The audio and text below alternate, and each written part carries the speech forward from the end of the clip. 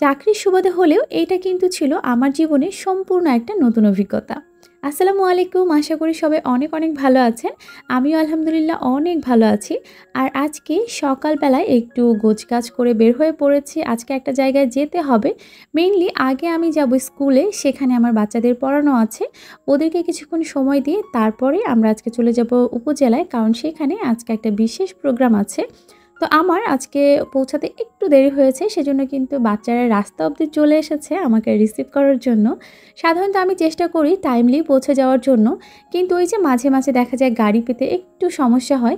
তখন দেখা যায় আমার ৫-৭ মিনিট একটু এদিক ওদিক হয়ে যায়। তো ওদেরকে এখানে ১ থেকে ১.৫ ঘন্টার মতো আমি সময় দিব। যেহেতু আমি এখান থেকেই আবার উপজেলার উদ্দেশ্যে রওনা দিব, সেইজন্যই আমি চাচ্ছিলাম যে ওদেরকে আজকে একটু বেশি সময় দিতে। আর সকালবেলা ওদেরকে পড়ানো শেষ করেই কিন্তু এখন আমরা উপজেলার উদ্দেশ্যে চলে যাচ্ছি। আমি আর ভাইয়া আজকে একসঙ্গে যাচ্ছি।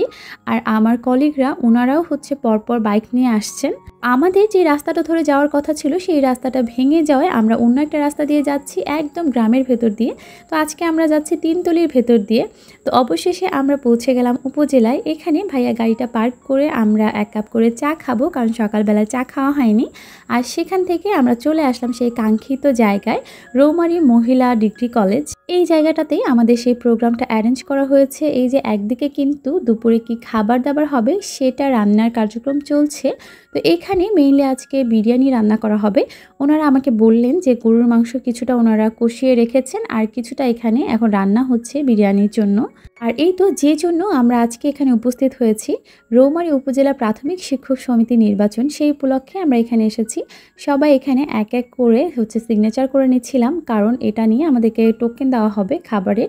আর এখানে তাজনুর ম্যাডাম সহ আমরা এখানে ফুলগুলোকে ছিঁড়ে নিচ্ছিলাম, যাতে করে পরবর্তীতে যারা নির্বাচিত হবেন তাদেরকে একটা উষ্ণ অভ্যর্থনা জানানো যায়। তো এখানে একটা লম্বা সময় থেকে বেশ কিছু গঠনমূলক আলোচনা হয়। আসলে শিক্ষক সমিতি নির্বাচনটা কেন প্রয়োজন, একটা কমিটি থাকা কেন প্রয়োজন, এই সব নিয়ে সবাই সবার মতামতগুলো তুলে ধরেন।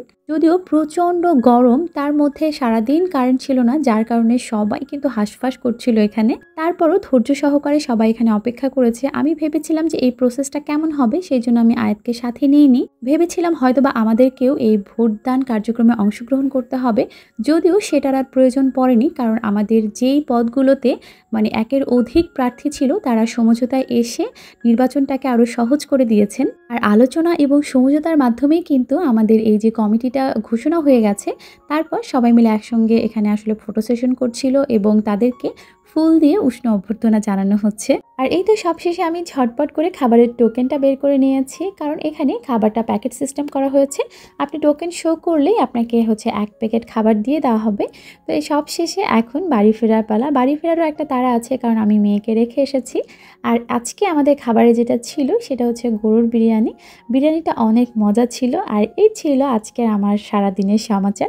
সবাই অনেক অনেক ভালো থাকবেন, সুস্থ থাকবেন, আর অবশ্যই মি, মা অ্যান্ড আয়াতের সাথেই থাকবেন। আজকের মতো বিদায় নিচ্ছি। আল্লাহ হাফেজ।